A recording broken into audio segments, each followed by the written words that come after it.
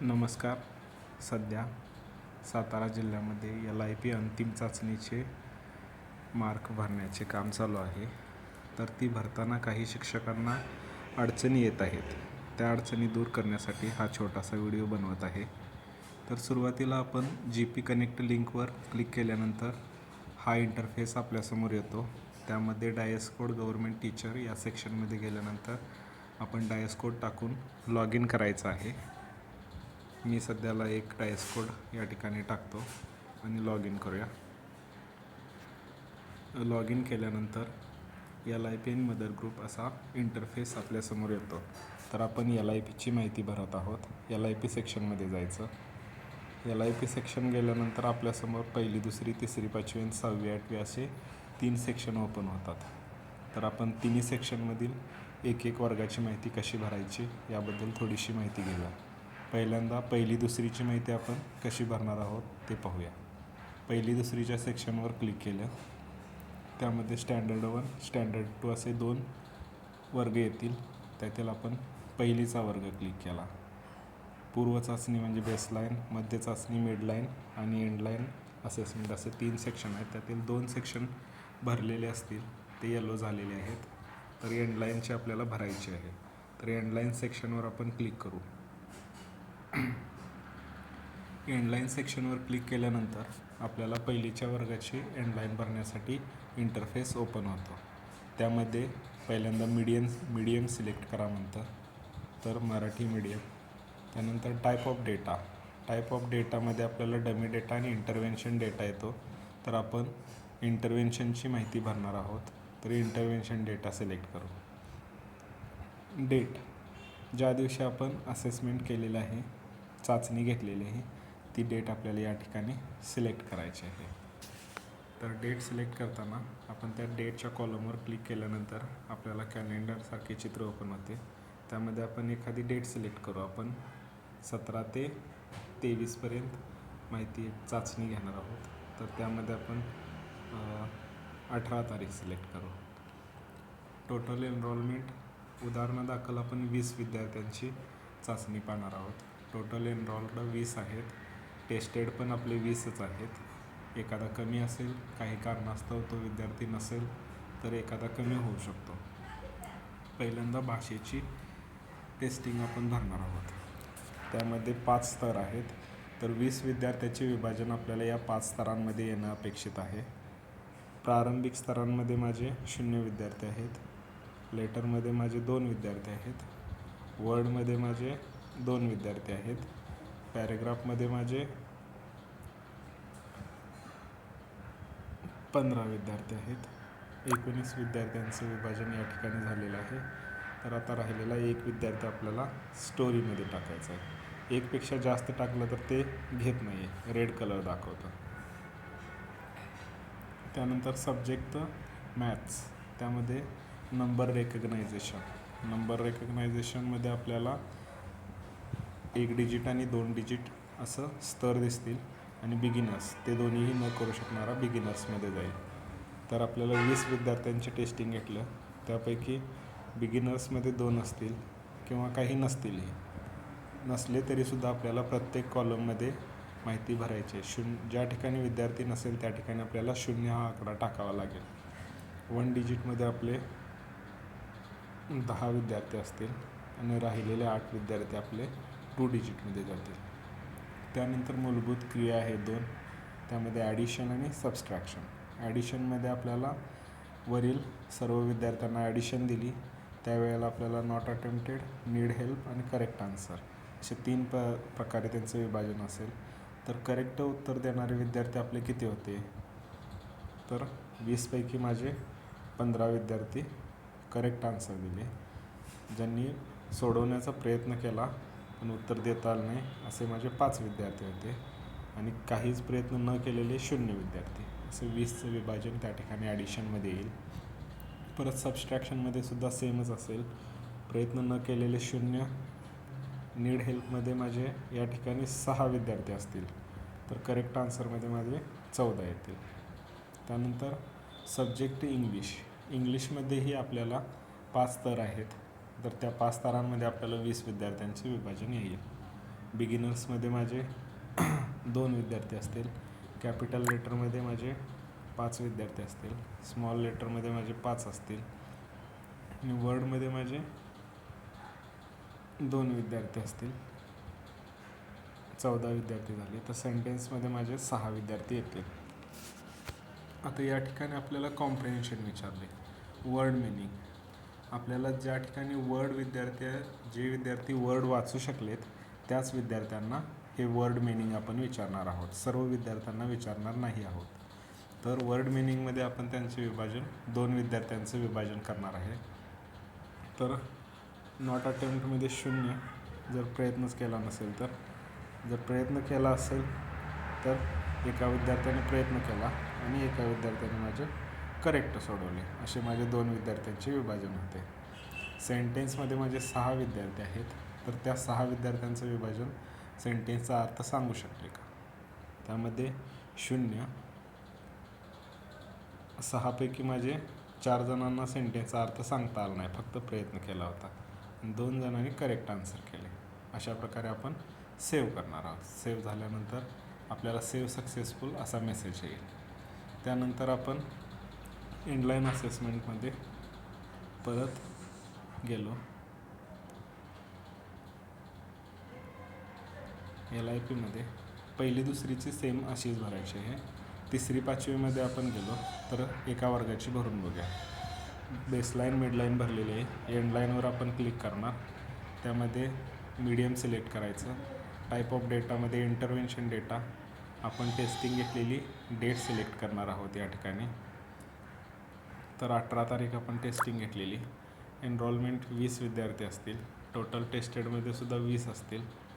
या ठिकाणी विद्यार्थ्यांचे स्तर निश्चिती केली. बिगिनर्समध्ये 0, लेटर्समध्ये 0, वर्डमध्ये माझे 5 असतील, पॅराग्राफमध्ये 5 असतील, स्टोरीमध्ये माझे 10 विद्यार्थी असतील.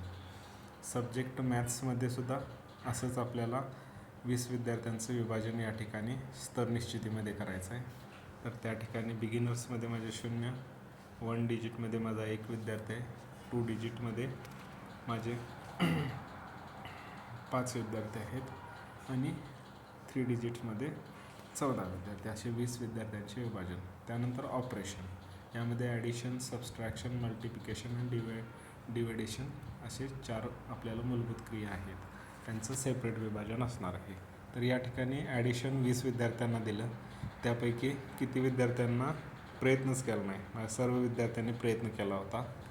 त्यापैकी 5 विद्यार्थ्यांचं चुकलं म्हणून त्यांना नीड हेल्पमध्ये टाकलं आणि 15 विद्यार्थी माझे करेक्ट आन्सरमध्ये येते. सबस्ट्रॅक्शनमध्ये सुद्धा सेम तसंच आहे. सर्वांनी प्रयत्न केला होता.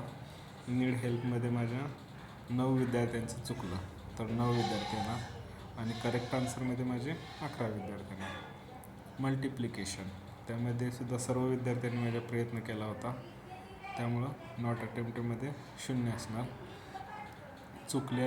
गुणाकार चुकलेले विद्यार्थी माझे किती होते, म्हणजे 12 विद्यार्थ्यांना गुणाकार येत नव्हता आणि 8 विद्यार्थ्यांनी बरोबर गुणाकार सोडवला. भागाकारामध्ये डिव्हिजनमध्ये सर्व विद्यार्थ्यांनी प्रयत्न केला. चुकलेले विद्यार्थी 15 होते आणि बरोबर विद्यार्थी 5 होते. आता या ठिकाणी वर्ड प्रॉब्लेम ॲडिशन हे आपण कोणाला देणार आहोत, तर वर आपण पाहायचं की ॲडिशनमध्ये माझे करेक्ट आन्सर सोडवणारे 15 होते आणि सबस्ट्रॅक्शनमध्ये 11. तर या ठिकाणी ॲडिशनमध्ये 15 जे करेक्ट उत्तर दिलेले होते वर, त्यांनाच आपण वर्ड प्रॉब्लेम खाली देणार आहोत.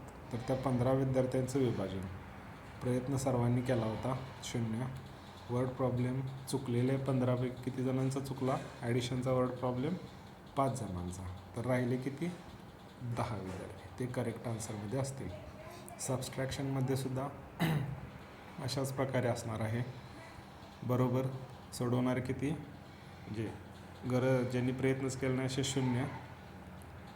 11पैकी 5 विद्यार्थी चुकले, तर राहिलेले 6 विद्यार्थी करेक्ट आन्सरमध्ये. आता इंग्लिशमध्ये रीडिंगचे स्तर काय असणार आहेत ते तोंडीचे आपण बघू. बिगिनर्समध्ये 0, कॅपिटल 0, स्मॉलमध्ये 0. वर्ड प्रॉब्लेममध्ये 20पैकी माझे 5 विद्यार्थी होते. सेंटेन्समध्ये माझे 5 विद्यार्थी होते आणि पॅरेग्राफमध्ये माझे 10 विद्यार्थी होते. असे 20 विद्यार्थ्यांचं विभाजन झालं. त्याच्याखालीच कॉम्प्रिहेन्शन दिले. वर्ड मिनिंग, वर्डमध्ये माझे किती विद्यार्थी आहेत? 5. तर 5 विद्यार्थ्यांनाच मी त्याचा अर्थ विचारला. तर 5पैकी 4 जणांनी बरोबर सोडवलं, 1 जणाचं चुकलं. म्हणून आपण नीड हेल्पमध्ये 1 आणि बरोबरमध्ये 4. आता सेंटेन्स बरोबर सोडवणारे विद्यार्थी किती आहेत? 5. तर त्या 5 विद्यार्थ्यांचंच या ठिकाणी आपल्याला अर्थ सांगितलाकामध्ये कॉम्प्रिहेन्शन येणार. जर 2 विद्यार्थ्यांचं चुकलं आणि 3 विद्यार्थ्यांचं बरोबर आलं. पॅरेग्राफमध्ये सेम असणार आहे.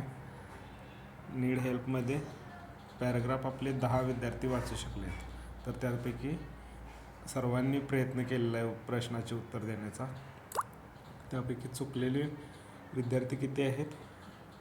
10पैकी माझे 5 विद्यार्थी प्रश्नाचे उत्तर देण्यास चुकले आणि 5 विद्यार्थी बरोबर आहेत. दुसरा प्रश्न पॅरेग्राफवरचा, त्यामध्ये सुद्धा सर्वांनी प्रयत्न केला. 5 जण बरोबर आले, 5 जण चुकले. अशा प्रकारे आपण इयत्ता 3री, 4थी, 5वीची माहिती असं वर्गनिहाय भरणार आहोत आणि सबमिट केल्यानंतर सेव्ह सक्सेसफुल येईल. यानंतर आपण 6 ते 8ची माहिती कशी भरणार आहे ते पाहूया. 6 ते 8च्या सेक्शनवर गेलो. 6 ते 8च्या सेक्शनमध्ये गेल्यानंतर इयत्ता 6वीवर गेलो. बेसलाईन, एंडलाईन आपण मिडलाईन भरलेली आहे. एंडलाईनवर क्लिक केलं. एंडलाईनमध्ये आपण मीडियन सिलेक्ट केलं, मराठी. डेटा टाईपमध्ये इंटरव्हेन्शन. परीक्षेची जी तारीख होती ती असेसमेंटची तारीख सिलेक्ट करायची आहे. तर आपण 18 तारखेला परीक्षा घेतलेली आहे, तर 18 तारीख घेऊया. टोटल एनरोलमेंट 20 आहे. टेस्टेडमध्ये 20 असतील. या ठिकाणी पण ओरलचे स्तर आपल्याला भरायचे आहेत. 0, 0, 0. पॅरेग्राफमध्ये माझे 5 विद्यार्थी असतील आणि स्टोरीमध्ये माझे 15 विद्यार्थी येतील. Language pen paper. आता आपल्याला इयत्ता 6, 7, 8साठी पेन पेपरची सुद्धा चाचणी घ्यायची आहे. तर त्या पेन पेपरचं प्रत्येक प्रश्नासाठी आपण काय उत्तर होतं त्यानुसार त्यांची बरोबर मदतीची गरज आहे किंवा प्रयत्नच केला नाही असे 3 कॉलममध्ये त्यांचं विभाजन भरणार आहोत. पहिला प्रश्न होता, तर त्या प्रश्नासाठी आपल्याला सर्वांनी प्रयत्न केला होता म्हणून नॉट अटेम्प्टमध्ये 0 येणार. दुसऱ्या प्रश्नासाठी आपल्याला म्हणजे मदतीची गरज असणारे विद्यार्थी किती, म्हणजे चुकलेला आहे, प्रयत्न केला आहे त्यांनी पण चुकीचं उत्तर आहे. तर असे माझे 20पैकी 5 विद्यार्थी चुकलेले आहेत आणि 15 विद्यार्थ्यांनी करेक्ट आन्सर दिला. दुसरा प्रश्न क्वेश्चन 1मधला दुसरा सेम त्याच पद्धतीनं असणार आहे. करेक्ट आन्सर असतील ते करेक्टमध्ये टाका. ज्यांना प्रयत्न केला आहे त्यांनी प्रयत्नमध्ये टाका. बाकी जे करेक्टमध्ये येतील ते करेक्टमध्ये. दुसरा प्रश्न, प्रत्येक प्रश्नाला 0, 1, 2 अशा प्रकारे माहिती भरत जायची आहे. मॅथ ओरलमध्ये आपल्याला beginners, number knowledge 1 to 9, number knowledge 10 ते 99, ॲडिशन, सबस्ट्रॅक्शन, वर्ड प्रॉब्लेम असे स्तर निश्चित आहे. तर या स्तर निश्चितीमध्ये आपले 20 विद्यार्थी येणं अपेक्षित आहे. तर बिगिनर्समध्ये 0 होतं, 1 to 9मध्ये 0, 10 ते 99 0. या ठिकाणी ॲडिशन, सबस्ट्रॅक्शन, वर्ड प्रॉब्लेम हे आपल्याला उच्चतम स्तरानुसार सिलेक्ट करायचे आहेत. तर ॲडिशनमध्ये माझे 3 विद्यार्थी आहेत, सबस्ट्रॅक्शनमध्ये माझे 3 विद्यार्थी आहेत आणि वर्ड प्रॉब्लेममध्ये माझे राहिलेले 14 विद्यार्थी. हे पहिली, दुसरी आणि तिसरी 5वीपेक्षा वेगळं आहे. त्याच्यामध्ये फक्त अंक ओळखपर्यंत स्तर निश्चिती होती आणि मूलभूत क्रियांसाठी वेगळी गुणांकन पद्धत होती. तर या ठिकाणी आपल्याला वर्ड प्रॉब्लेमपर्यंत स्तर निश्चिती आहे, म्हणजे जो उच्चतम स्तर आहे तोच फक्त सिलेक्ट करायचा आहे आपल्याला. बोनस टास्क, ज्या विद्यार्थ्यांनी वर्ड प्रॉब्लेम सोडवला आहे अशा विद्यार्थ्यांनाच आपण बोनस टास्क देणार आहे. त्यामध्ये कॅन नॉट आणि कॅन असे 2च पर्याय आहेत. 14 विद्यार्थ्यांनी आपल्या वर्ड प्रॉब्लेम सोडवलेले आहेत, तर त्यांना आपण बोनस टास्क 1 दिला. त्यापैकी 14च्या 14 विद्यार्थ्यांनी बरोबर सोडवला, तर आपण कॅन नॉटमध्ये 0 आणि कॅनमध्ये 14 विद्यार्थी असं आपलं येणार आहे. इथं 20 विद्यार्थी येणार नाहीत बोनस टास्कसाठी. बोनस टास्क 2ला आपण सेम आहे, त्या ठिकाणी 2 विद्यार्थी सोडवू शकले नाहीत आणि 12 विद्यार्थ्यांनी बरोबर सोडवलं. बोनस टास्क 3मध्ये 3 विद्यार्थी सोडवू शकले नाहीत आणि 11 विद्यार्थी बरोबर सोडवलं. Subject math pen paper. Math pen पेपरमध्ये सुद्धा प्रत्येक प्रश्नाला प्रयत्न केला, मदतीची गरज आहे आणि करेक्ट आन्सर असं ग्रेडिंग करायचं आहे.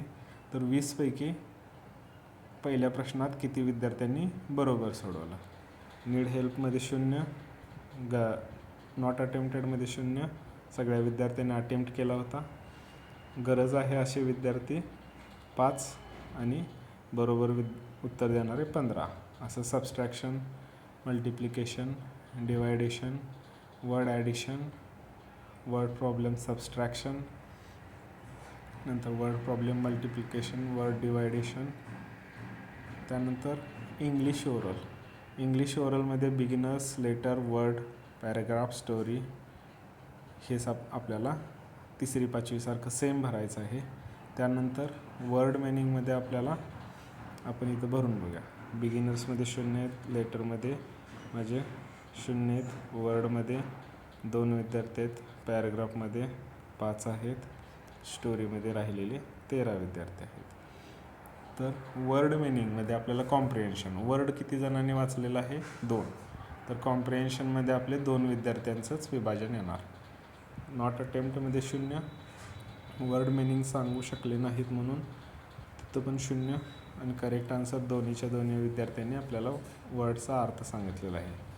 पॅरेग्राफ वाचणारे विद्यार्थी किती होते 5, तर पॅरेग्राफमध्ये आपल्याला 5 विद्यार्थ्यांचं विभाजन येणार आहे. पॅरेग्राफ कॉम्प्रिहेन्शनमध्ये 0, मदतीची गरज किती जणांना होती 2 आणि करेक्ट आन्सरमध्ये 3, हे 5चं विभाजन झालं. तर पुढच्या क्वेश्चन 2मध्ये सुद्धा 5 विद्यार्थ्यांना आपण प्रश्न विचारणार आहोत. 0 नीड हेल्पमध्ये 1, करेक्ट आन्सरमध्ये 4.